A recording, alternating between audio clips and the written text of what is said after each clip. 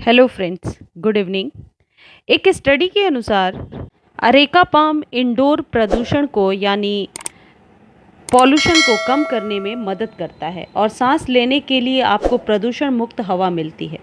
Areca palm एक ऐसा पौधा है जो हर घर के भीतर रखने पर ज़्यादा ऑक्सीजन देता है। आज के इस वीडियो में मैं बताने वाली हूँ कि एरिका पाम को कब पानी देना चाहिए, किस तरीके का फर्टिलाइज़र देना चाहिए और आपका एरिका पाम का पौधा जब ख़राब होने लगता है यानी डाइंग एरिका पाम को आप किस तरीके से बचा सकते हैं। एरिका पाम बहुत ही मिनिमम केयर वाला पौधा है यानी कम रख रखाव वाला पौधा है। हवा में नमी का रहना एरिका पाम के लिए अच्छा है। ह्यूमिडिटी लेवल कम से कम 40% ज़रूर होना चाहिए जिस घर में एरिका पाम रखा हुआ है। अक्सर लोगों की ये कंप्लेन होती है कि उनके एरिका पाम की पत्तियां कुछ इस तरीके से ख़राब हो जाती हैं। फ्रेंड्स, यदि आप अपने एरिका पाम में रेगुलर ट्रिमिंग करते हो और जहाँ से पत्तियां ख़राब होती हैं उसके नीचे से आप कट कर देते हो तो ऐसा कभी भी ना करें। जहाँ से एरिका पाम ख़राब हो रहा है उसके 1 इंच ऊपर से कट करें। कभी भी ग्रीन लेवल तक यानी ग्रीन है जहाँ से लीफ वहाँ से कट ना करें, वरना आप देखेंगे थोड़े दिनों के बाद वह नीचे तक ब्लैक होता जा रहा है और इस तरीके से आपका एरिका पाम धीरे धीरे ख़राब हो जाता है। हमेशा एरिका पाम के ऊपरी सतह पर 1 इंच छोड़ने के बाद ही आप कट करें। जैसे एरिका पाम में पानी की कमी होती है तो देखो ये पत्तियां कुछ इस तरीके से आप देख रहे हो कैसे सिकुड़ गई हैं। ये नई पत्तियां निकल रही थी और कभी कभी क्या होता है कि कम पानी देने के चक्कर में हम अपने इंडोर प्लांट को बिल्कुल भी कम पानी कम वाटरिंग करते हैं और ये रीज़न हो जाता है एरिका पाम के या ऐसे कई इंडोर प्लांट के मरने का। फ्रेंड्स, एरिका पाम के आसपास कुछ इस तरीके से जड़ें निकल आती हैं और ये बिल्कुल ड्राई हो जाती हैं, एरिएशन को नीचे तक जाने से रोकती हैं। ऐसे सिचुएशन में कभी भी इन्हें आप नोच कर या कभी भी हाथों से ना करें, वरना जड़ें हिल जाएंगी और फिर यदि जड़ों में हवा लगना शुरू होता है तो अक्सर प्लांट्स को बचाना मुश्किल हो जाता है। यदि आड़ी टेढ़ी जड़ें हो जाती हैं तो प्लांट्स को हम नहीं बचा सकते। इसलिए ऐसी जड़ों को आप कैंची से कट करके ही हटाएं। हमेशा धीरे धीरे जड़ों को हटा दें जहाँ तक सुविधापूर्वक आप हटा पा रहे हैं। फ्रेंड्स, क्या आपको पता है आपके घर में एरिका पाम रखने के कई फ़ायदे हैं। ये पौधा दिखने में तो खूबसूरत होता ही है, साथ ही आपको कई तरह से फ़ायदा भी पहुंचाता है। ये एक ऐसा इंडोर प्लांट है जो आपके घर को पॉजिटिव एनर्जी से भर देता है। वास्तु के हिसाब से ये एक बहुत ही अच्छा पौधा माना जाता है और सेहत के लिए भी काफ़ी फ़ायदेमंद है। शुष्क यानी कि ह्यूमिडिटी और ड्राई हवा में सांस लेने से खुजली होती है, त्वचा में जलन होने लगता है। साथ ही साथ अगर आप अस्थमा या ब्रोंकाइटिस वगैरह के पेशेंट हैं तो आपको इस कंडीशन में अपने घर में एरिका पाम का पौधा ज़रूर लगाना चाहिए। ये घर में एरिका पाम का यदि पौधा है तो यह नमी को यानी कि ह्यूमिडिटी को नियंत्रित करता है। एक स्टडी के अनुसार एरिका पाम एक ऐसा इंडोर प्लांट है जो पॉल्यूशन को बहुत हद तक कम करता है। फ्रेंड्स देखो, यदि मिट्टी आपके एरिका पाम की इतनी भुरभुरी हो गई जैसी मेरे हाथ में आप देख रहे हो तो ये वाटरिंग करने का सही टाइम है। इसके बाद यदि एक दिन भी हम देरी करते हैं तो एरिका पाम की पत्तियां नीचे की तरफ झुकी हुई नज़र आएंगी आपको। ये दिखाने के लिए ही मैंने इस कंडीशन में इस अपने प्लांट को रखा था ताकि मैं व्यूअर्स को दिखा पाऊँ कि किस सिचुएशन में हमें वाटरिंग करनी होती है। क्योंकि जितने भी इंडोर प्लांट्स होते हैं मैंने देखा है, चाहे वह क्रोटोन हो या एरिका पाम हो या लेडी पाम, ऐसे कई सारे पौधे सिर्फ बहुत ही कम पानी देने की वजह से ख़राब हो जाते हैं या तो ओवर वाटरिंग की वजह से ख़राब हो जाते हैं। आप अपने एरिका पाम में अक्सर गुड़ाई किया करें। फ्रेंड्स देखो, इसकी जड़ें हिल रही हैं और ये पाम कभी भी डेवलप नहीं होगा। ऐसे सिचुएशन में इसकी जड़ों को नीचे से दबाना पड़ेगा। जब कभी इतनी भुरभुरी मिट्टी हो जाती है तो आप अपने एरिका पाम में वाटरिंग ज़रूर कर दें। देखो, इसकी पत्तियां कुछ काली होने लगी हैं। इसका एक मुख्य कारण ये भी है कि अब इसे पानी की ज़रूरत है। ये पौधा हमसे पानी मांग रहा है और हम डिले कर रहे हैं। ऐसे सिचुएशन में भी खाद और प्रॉपर लोकेशन देने के बाद भी जो एरिका पाम की पत्तियां हैं वह झुकी झुकी सी और जलने लगती हैं। ऐसे में आप पानी देने के पहले अच्छे से गुड़ाई कर दें, क्योंकि गीले मिट्टी में गुड़ाई नहीं हो सकती। अच्छे से गुड़ाई करने के बाद आप जब कभी वाटरिंग करते हैं, ऐसी वाटरिंग करें कि बिल्कुल लबालब गमला भर जाए, भले ही उसके बाद आप 4 से 5 दिनों तक वाटरिंग ना करें। फ्रेंड्स, एरिका पाम को 1 से 2, 3, 4 बहुत ही आसानी से मल्टीप्लाई किया जा सकता है।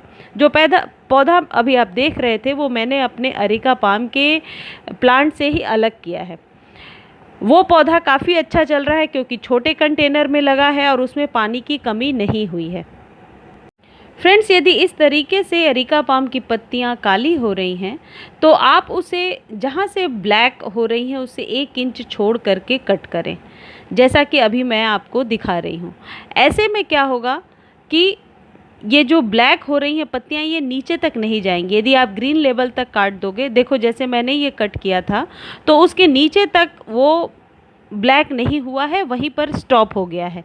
ये भी एक तरीका होता है कि हम क्या करते हैं, जहाँ से ब्लैक हो रही हैं पत्तियाँ, हम वहाँ से काट देते हैं। आप नीचे से 1 इंच छोड़ करके ही कट कीजिए। फ्रेंड्स, इस पौधे को महीने में 1 बार आप फर्टिलाइज़र दे सकते हैं। गर्मी के महीने में यानी मई जून और सर्दियों के महीनों में यानी दिसंबर और जनवरी में इसे फर्टिलाइज़ ना करें।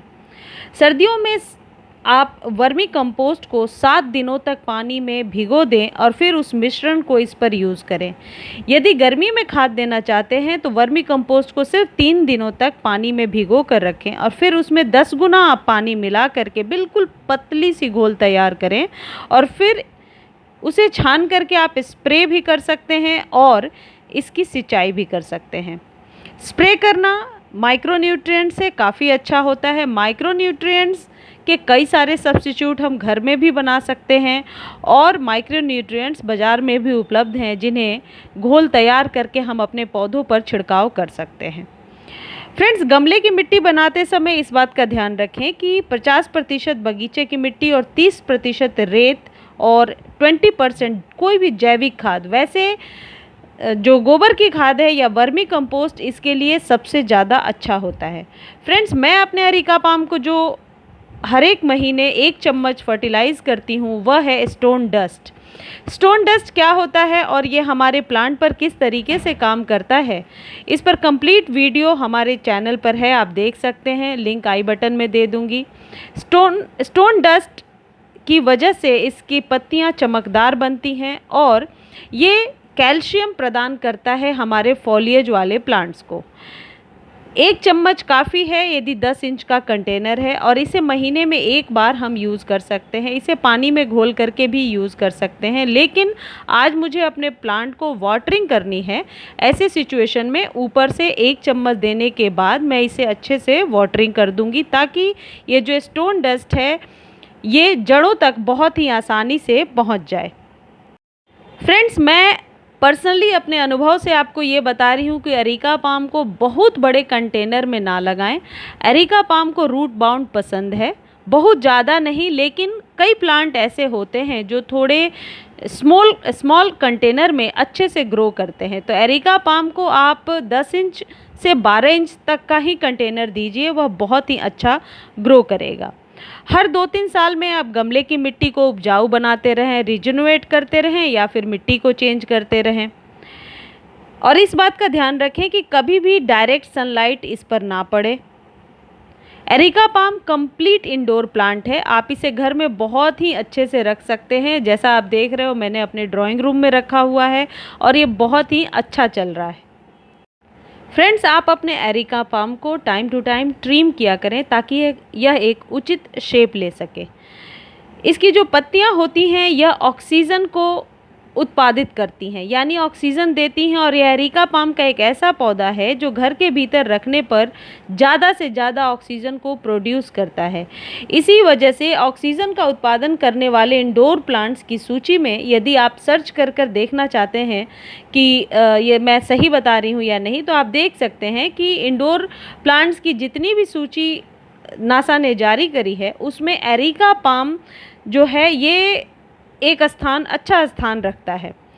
और ये घर में पॉजिटिविटी के साथ साथ एक अच्छा ऑक्सीजन का जरिया माना जाता है। तो एरिका पाम एक ऐसा प्लांट है जिसे कम केयर के साथ आप अपने घर में बहुत ही आसानी से जगह दे सकते हैं। डेकोरेटिव आइटम्स की तरह यूज़ कर सकते हैं, डेकोरेटिव प्लांट्स की तरह आप इसे डेकोरेट कर सकते हैं। आप अपने एरिका पाम को जब कभी वाटरिंग करें, ऊपर से मिट्टी जो मैंने तरीका बताया है वह चेक कर लें। यदि मिट्टी भुरभुरी है और आपके हाथ से बिल्कुल डस्ट की तरह गिर रही है, इसका मतलब अब इस पौधे को पानी की ज़रूरत है। क्योंकि मैंने अपने अनुभव में ये देखा है कि एरिका पाम की पत्तियाँ तभी काली होती हैं जब या तो ओवर वाटरिंग होता है या अंडर वाटरिंग होता है। तो इस बात का विशेष ध्यान रखें कि कम से कम 10 डेज़ का गैप ज़रूर रखें। कुछ लोग ऐसा बताते हैं 3 से 4 दिनों के बाद पानी देना चाहिए, लेकिन वो डिपेंड करता है कि आप कितने बड़े कंटेनर में लगा रहे हैं। यदि कंटेनर का साइज़ छोटा है, हो सकता है 1 वीक में ही पानी की ज़रूरत पड़े, और यदि थोड़ा बड़ा कंटेनर है तो आपको कम से कम 10 डेज़ लग जाएंगे पानी देने में। इसलिए इस बात का आप विशेष ध्यान रखें कि एरिका पाम में कभी भी ओवर वाटरिंग ना हो। जहाँ कहीं भी आपने रखा है वहाँ बिल्कुल ऐसा अंधेरा ना हो कि बाहरी सनलाइट ना आती हो।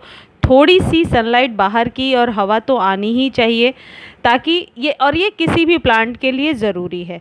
एरिका पाम को बार बार रीपॉट करने की ज़रूरत नहीं है। रीपॉट करने के लिए 2 से 3 साल का समय ज़रूर लगता है। जब रूट बाउंड होने लगता है तो वह पता चलता है। वैसी सिचुएशन में आप उस कंटेनर को रीपॉट कर दें और दूसरे कंटेनर में प्लांट लगा दें। अब ये 5 इंच के कंटेनर में मैंने इसे लगाया है, और हमेशा प्लांटर का चुनाव प्लांट के अकॉर्डिंग ही करना चाहिए। यदि बहुत बड़े प्लांटर में आप इसे लगाएंगे तो पानी हमेशा जमा रहेगा, और ऐसे में रूट रॉट होता है और इसकी जड़ें सड़ने लगती हैं। तो आप जिस भी कंटेनर में लगा रहे हैं उसे अपने प्लांट के साइज़ के अकॉर्डिंग ही चूज़ करें, और ये नियम आपके सभी प्लांट्स के साथ जाएगा। फ्रेंड्स, जो भी इंडोर प्लांट्स होते हैं उनके लिए लिक्विड फर्टिलाइज़र ही सबसे बेस्ट होता है।